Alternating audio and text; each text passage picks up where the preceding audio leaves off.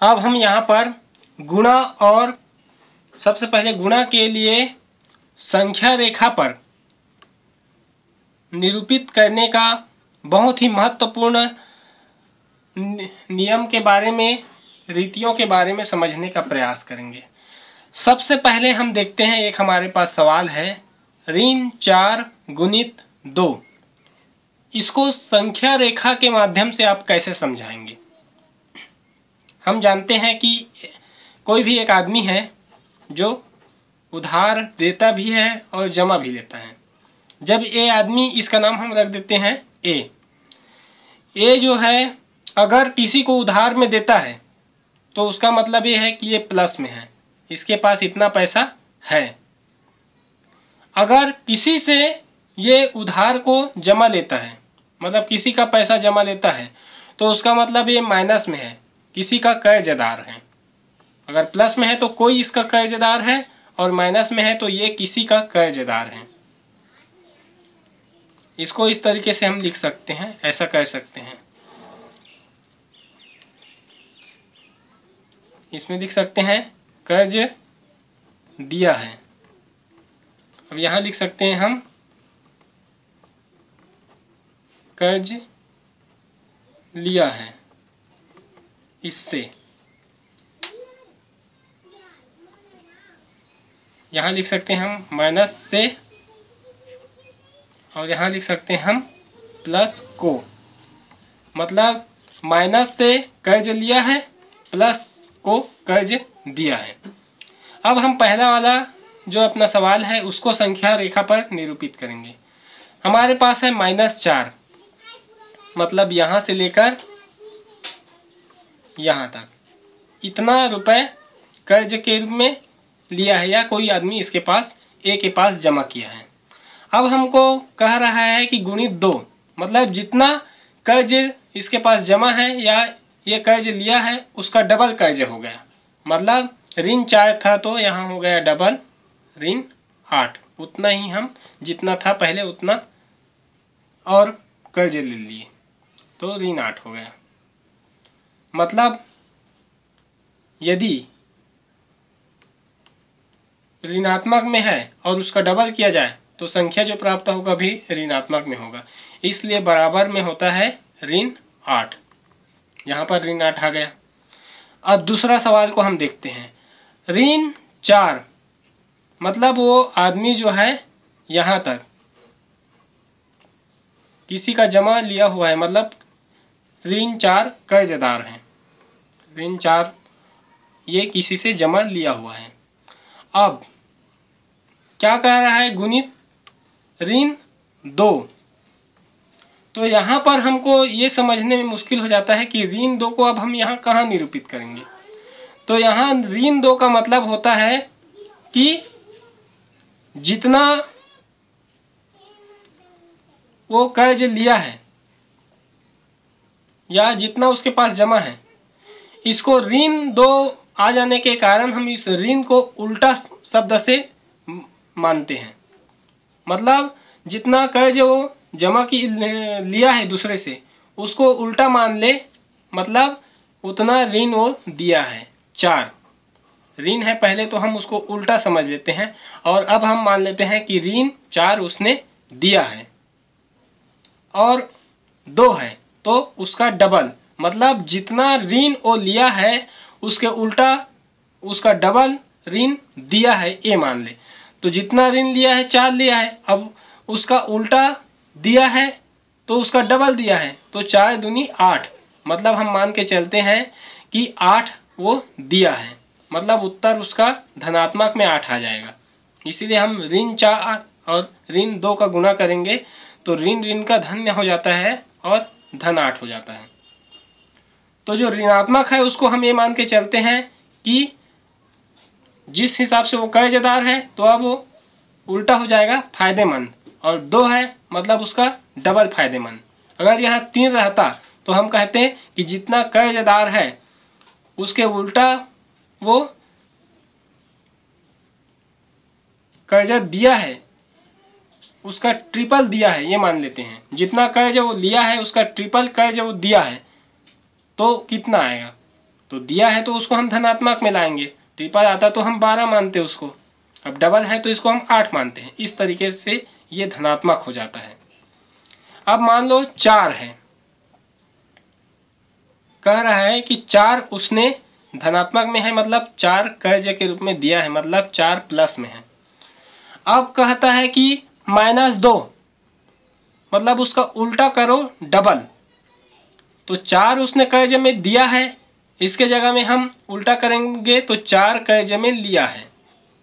अब ये कह रहा है कि उसका डबल करना है, उल्टा करके डबल, तो 4 का डबल हो जाएगा 8। अब हम उसको कहेंगे कि ऋण 8 कर्ज लिया है, तो इसीलिए बराबर में हम लिखते हैं ऋण 8।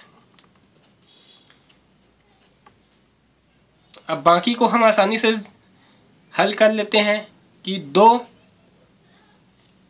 उसने कर्ज के रूप में दिया है, धनात्मक मतलब दिया है। अब जितना दिया है उसका 4 गुना करो, धनात्मक में है तो 2 है, 4 गुना करेंगे, 2 दूनी 4, 2 तिया 6, 2 चौक 8, तो धनात्मक में 8 आ जाएगा बराबर 8। तो इस प्रकार सम धनात्मक और धनात्मक का गुणा करेंगे तो हमेशा प्राप्त संख्या धनात्मक होता है। अब अगला 2 है, धनात्मक के रूप में मतलब उसने 2 डब्बा चावल या कुछ भी हम मान सकते हैं उदाहरण के लिए, कर्ज के रूप में दिया है दूसरे को, मतलब प्लस में है वो।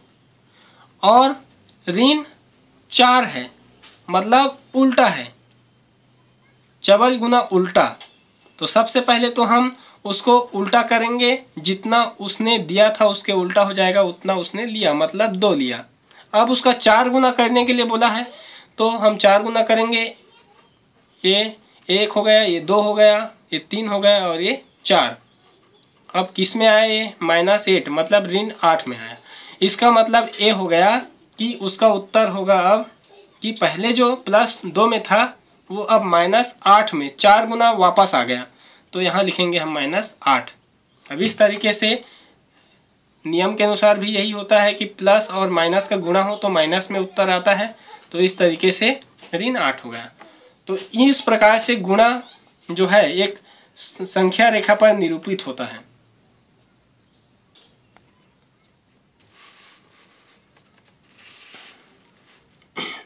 अब हम भाग को संख्या रेखा में निरूपित करने का प्रयास करेंगे। उसी तरीका से हम एक उदाहरण में भी इसको a मान लेते हैं। यहाँ पर वो कर्ज दिया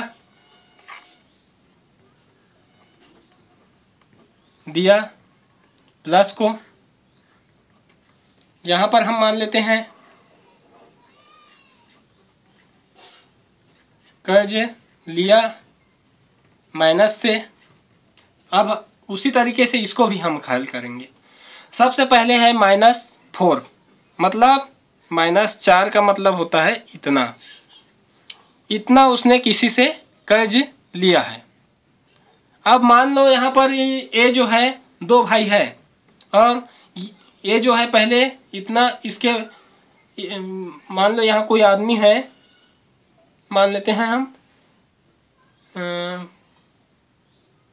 x है, x इसने जमा किया था, ए के पास 4 डब्बा चावल।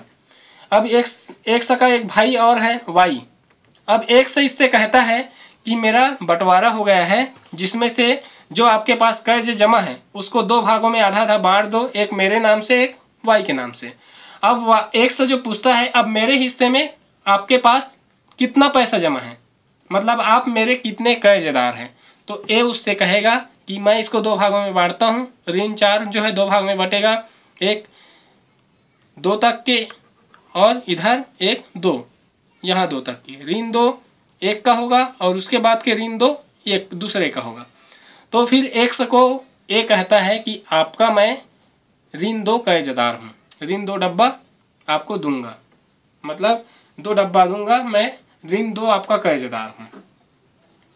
इस तरीके से 2 भाग में हम बांट सकते हैं। अब दूसरा, अगर उतना ही कर्जदार रहा x और यहाँ पर हम भागित के रूप में ऋण 2 यहाँ करेंगे, मतलब उल्टा जस्ट इसका उल्टा हो जाएगा। जितना यहाँ पर कर्ज है, मतलब मैं कर्ज लिया हूँ, उसको मान के चले कि उल्टा हो जाए, मैं उसको उतना कर्ज दिया हूँ यहाँ तक, मतलब मैं अब इसको 4 कर्जा में दिया था x को। अब ये कहे कि मेरा भाई है, अब बंटवारा हो गए हैं, तो मैं जितना आपसे कर्जा में लिया हूँ उसको दोनों में बांट दो। तो हम उसको करेंगे कि ये 2 और इधर का 1 2, ये 2 भागों में बट गया। अब हम कहेंगे कि x का ये वाला 2 कर्जदार y है और इधर के जो 2 बचा उसका कर्जदार x है। अब हम x को कहेंगे कि आप 2 के कर्जदार हैं, मेरे कर्जदार हैं। तो इसको इसीलिए -4 भागित -2 है, तो इसको बराबर में जब आता है तो हम प्लस के 2 के रूप में लिखते हैं।